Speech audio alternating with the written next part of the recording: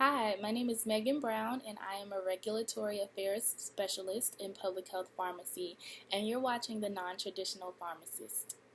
I first just want to thank Matt and his team at the Nontraditional Pharmacist for having me on to do an interview, and I hope that you all get some good information about what I'm able to share with you regarding my journey to my current role and public health pharmacy in general. So thank you all for watching also.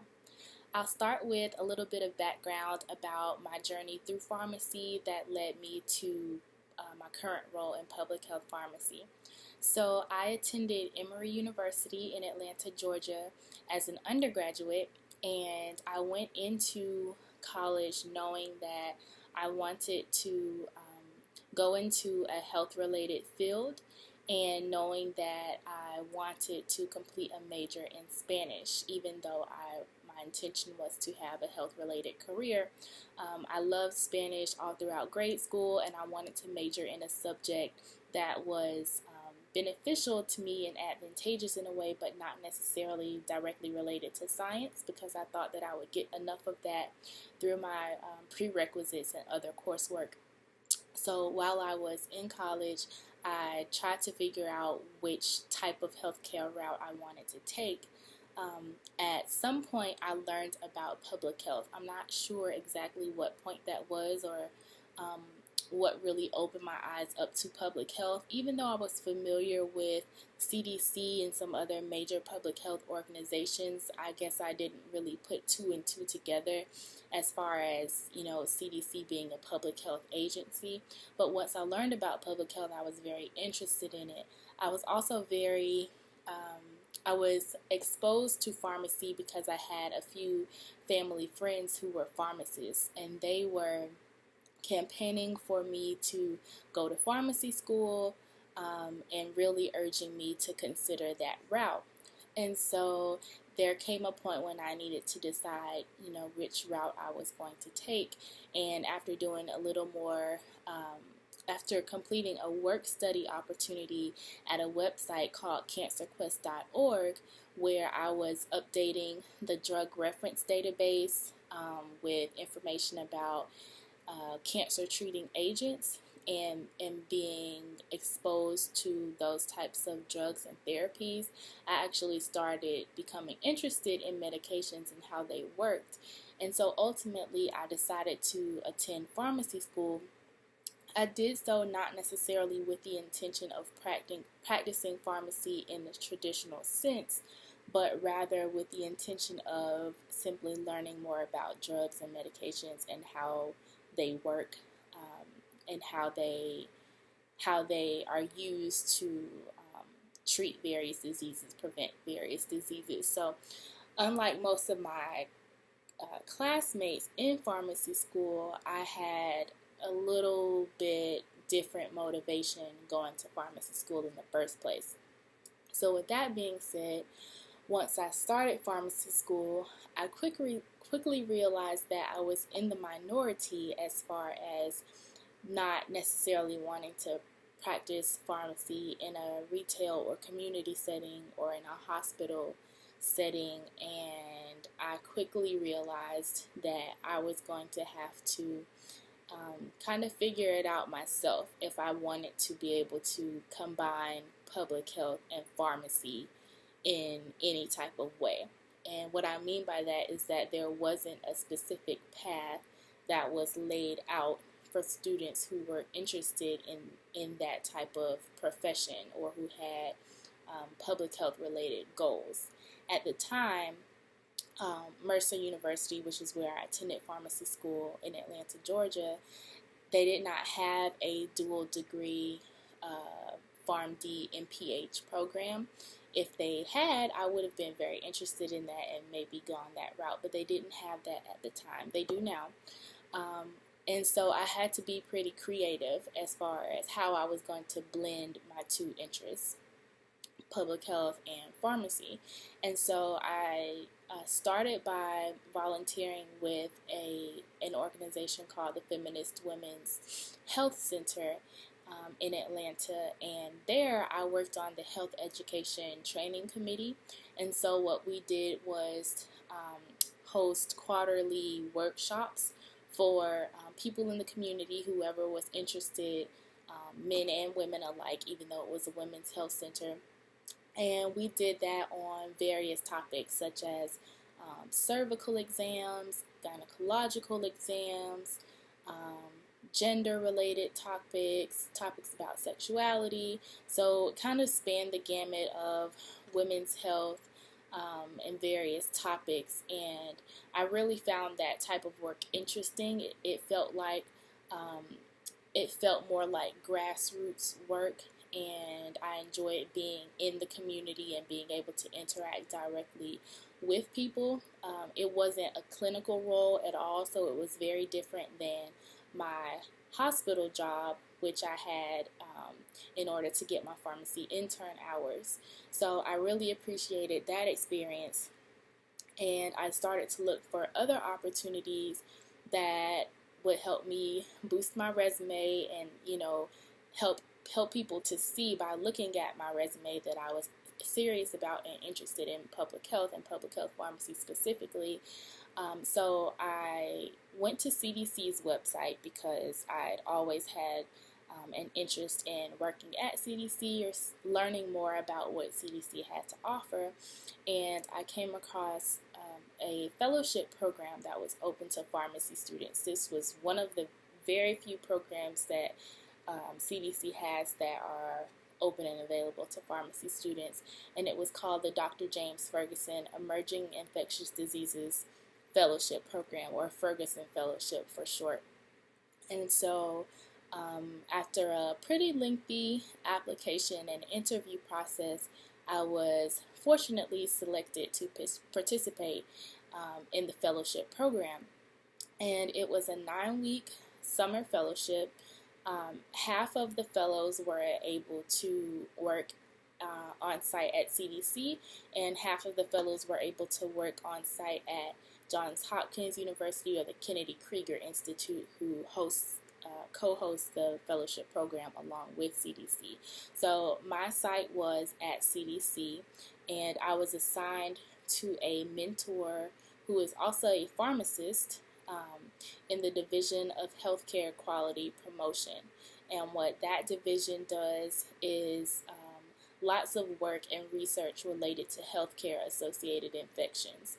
So in institutions like hospitals, ambulatory care clinics, dialysis clinics, they work with states when it comes to infectious outbreaks that might happen within those states and be linked to some kind of healthcare resource or product. And it was an amazing experience, absolutely once in a lifetime experience that definitely solidified my interest in public health. So while I was a fellow, a Ferguson fellow, my primary assignment was to research for and co-author a manuscript about infectious outbreaks linked to compounding pharmacies in the U.S. And this was right around the time of the New England Compounding Center outbreak of contaminated product. And so it was a very timely and interesting project that I was working on. At the same time, while I was a fellow, I had the opportunity to travel with an team, an epidemiology team, who was being sent to Panama in Central America to investigate a group of deaths that had occurred in a neonatal intensive care unit in a Panama hospital. It was a very, very sad situation, and my mentor really advocated for me to be able to travel to Panama with that 3-person team. And this was the point in my career where I can say I truly realized the importance of a mentor and a sponsor, someone who will advocate for you when you're not even present or you're not necessarily in a position to advocate for yourself. So I really owe this experience to her, being able to participate in this experience. And while I was there, I was able to translate for the team, being a Spanish speaker, and I was also able to help with data entry and just trying to figure out, narrow down what could have been the cause of the neonatal deaths. And so overall, the Ferguson Fellowship was, I couldn't have imagined having a better experience. And so from there, that was the summer after my second year of pharmacy school. And so from there, I began trying to figure out how I would get into public health permanently once I graduated. In my P4 year, at the beginning of my P4 year, before we started rotations, I was really trying to figure out in what direction I could go and what were my options that would get me into public health pharmacy, because it's not a very clear-cut field where there are just special positions and special places that pharmacists can just plug themselves into. You really have to be flexible as far as what type of role you're looking for, understanding that the role likely is not going to just say pharmacist specifically. It's going to be more skills based. You're going to have to look at descriptions and see how do my skills fit in with the skills that they want for this position. So because of that, it's really challenging to find your place in it, especially when you're just a student. So at the beginning of my P4 year, I decided to get a little creative. I started looking into pharmaceutical industry fellowships where there may have been a public health component or a public health related component. And so ultimately, I went through that application and interview process for pharmaceutical industry fellowships, and I was selected for the regulatory pharmaceutical fellowship drug information track that is hosted by Purdue University, the Food and Drug Administration, and depending on the year, either Janssen Scientific Affairs or Eli Lilly. And for the year that I completed it, my pharmaceutical industry sponsor was Janssen Scientific Affairs. So I completed that 1-year fellowship in drug information, and it was also a really awesome experience. I was able to work in academia, which I'd never previously thought would be a real space for me, but it definitely was a really great experience to give back to students, to teach them, to have one-on-one time through office hours and whatnot. And also my practice site in the academia portion of my fellowship was Indiana University Methodist Hospital, their drug information center. And so that was a nice experience also because I was able to interact with clinicians, whether verbally or through email, and do a lot of research, provide drug information. And so after that experience, I moved into another fellowship program called the Oras Fellowship. Oras Fellowships are offered at various federal agencies like FDA and CDC. And so I completed my Oras Fellowship as a health communications fellow at CDC. I went back to the division that I was in previously, but in a different capacity. And that position was really great because I was able to practice translating very scientific, very detailed and technical information into layman's terms, plain language, so that the regular everyday person could understand. So we would create fact sheets, brochures, infographics, all types of materials that would help inform the general public about issues related to antibiotic resistance and antibiotic stewardship.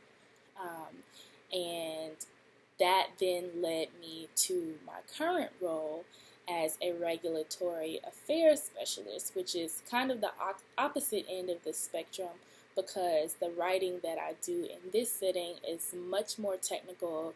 It's obviously regulatory in nature, much more scientific, and for a completely different audience. So that's a little bit of background about how I got where I am in public health pharmacy today. And just to give you, just to answer this next question, what is public health pharmacy, is really hard to define. So I'll give you a brief explanation that a good mentor once told me. He said there's two ways to look at public health pharmacy. The first way is through the lens of your traditional practicing pharmacist. By the nature of the profession of pharmacy, pharmacists help execute public health programs, public health services.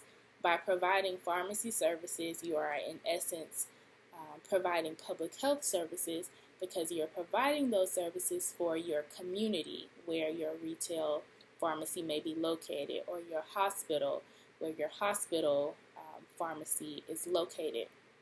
And then the second way to look at public health pharmacy is when pharmacists act as public health practitioners. And in this case, this would refer to pharmacists who have a pharmacy background, pharmacy training, but their actual roles or positions are not necessarily that of a dispensing pharmacist or a clinical pharmacist. So, for example, it could be a pharmacist like me who works in regulatory affairs, or it could be a pharmacist who's a health educator, or a pharmacist who's a program manager for, say, a diabetes prevention program. These are public health practitioners who have a background in pharmacy, or who have clinical pharmacy experience. So there's kind of two ways to look at it. When I speak about public health pharmacy, I'm typically referring to the latter definition. As far as work-life balance, I think it's pretty great. Occasionally, I have the opportunity to attend professional development workshops or seminars. I'm able to, take time if I need to tend to my son, or if I need to, go to a doctor's appointment, a dental appointment. We have a very small team at Regulatory Affairs, and so it's pretty flexible, and I'm able to get work done in a reasonable time frame, and then have time to spend with my family also. With CDC being such a large organization, I can't generalize to the entire agency. At that point, as far as work-life balance, it really comes down to your specific supervisor. But I think for public health pharmacy in general, there's going to be good work-life balance.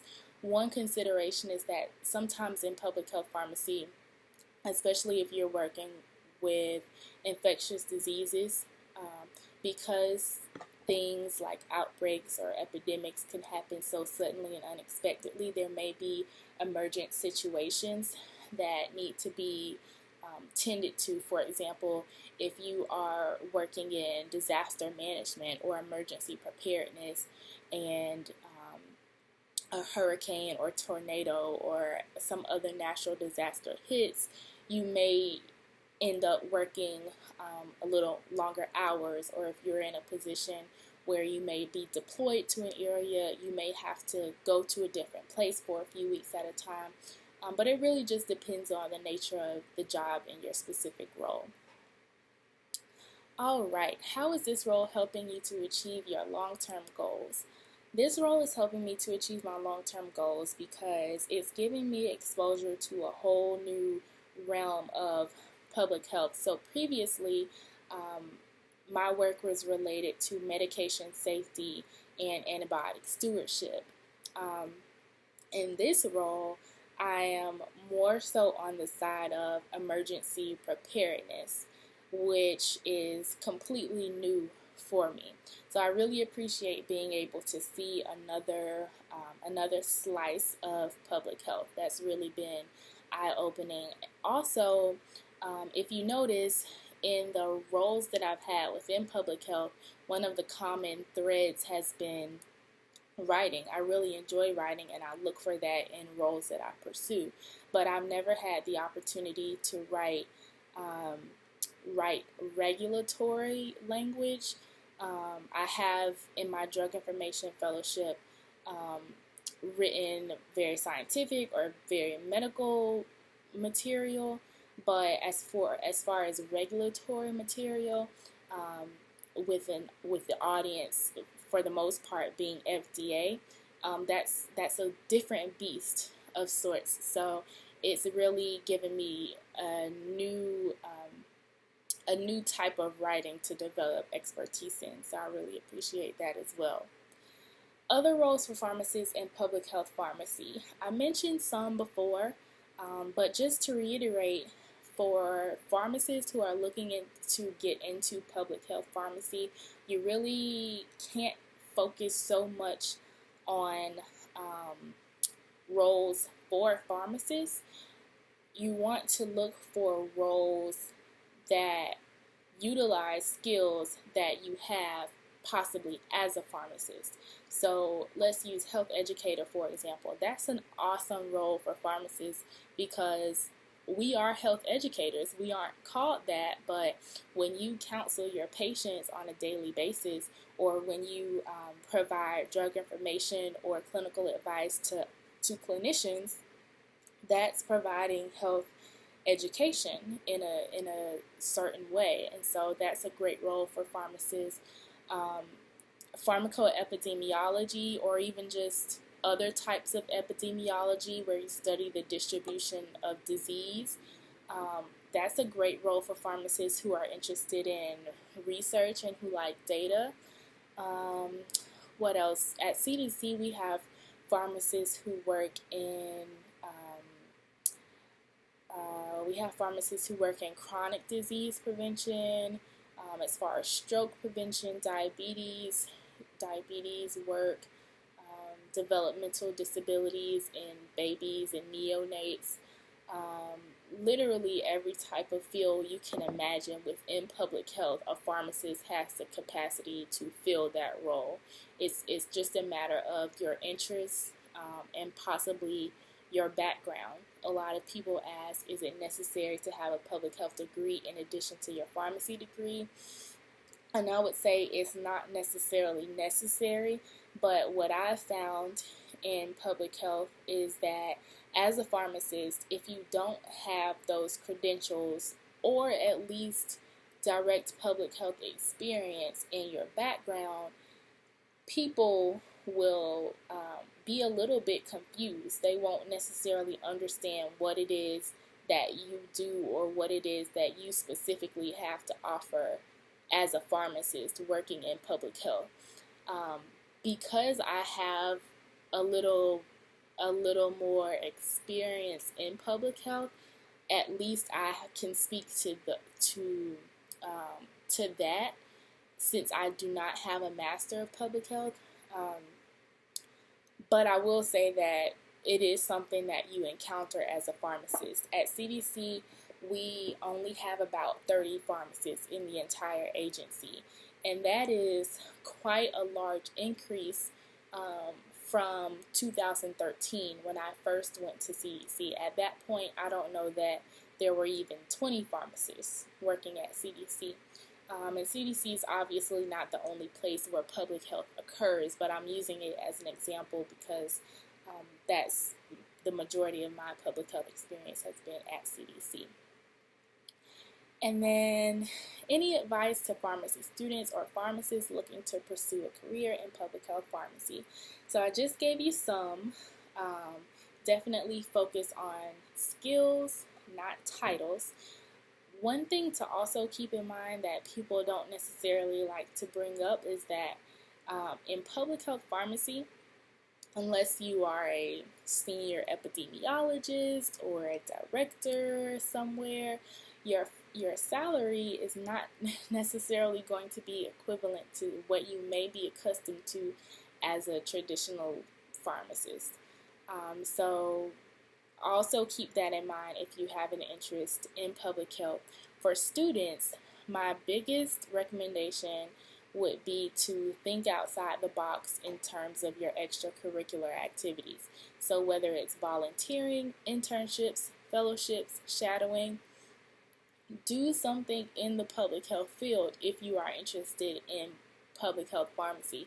It doesn't necessarily have to be pharmacy related, but it does need to be something that you can use to prove essentially that you have some concept of what public health is, and that you want to go into that field. So if there are community organizations that you can volunteer with, the Board of Health in your county would be a good place to start if you need any suggestions, or even your local hospital if they have a volunteer program. I would just say look for those opportunities that can help you stand out. To be honest, I don't think there are a whole lot of pharmacists that are looking to specifically go into public health. So that may be an advantage if that is the case. But definitely try to set yourself apart as far as being involved in activities that are not strictly clinical in nature or strictly pharmacy related in nature. Any other pieces of advice that I have for you all? Reach out to pharmacists who are in positions that you think you may be interested in. For example, I have people reach out to me all the time. I have pharmacy students who come through the Ferguson Fellowship program who reach out to me to meet up when they are in the area and just get advice and feedback on their plans. It's really important to network if you want to really break into public health pharmacy without some of the confusion and frustration that could possibly come along with it. And then pharmacists and pharmacy students alike, if you're sure that this is really the direction you want to go in, there's no harm in pursuing an additional certification or full-out degree. There are Masters of Public Health programs, Master of Science in Public Health programs, and other degree programs that are related to public health, but may not be a traditional MPH or MSPH. And also I mentioned graduate certificates. If you're not in a position where you want to dedicate that amount of time or money to a degree, you can also get a certificate that gives you a little bit of credibility in the public health world. So those would be my biggest pieces of advice. I hope that my sharing my experiences helped you in some way.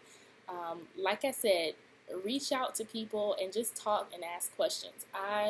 There's never been a person who's reached out to me that I declined or that I turned away. So my name is Megan Brown. Again, you can find me on LinkedIn. I also have a blog, Your Friendly Public Health Pharmacist. You can find that on Facebook, or you can check out my blog at megannicole.com. That's MEGANNICHOLE.com. You can check out my blog there, see some of the work that I've been doing as far as creative writing on my personal time. And yeah, I look forward to connecting with any of you. And if you have any questions, definitely feel free to reach out. So thank you, Matt and team, again for featuring me. This is the Nontraditional Pharmacist. Have a great night.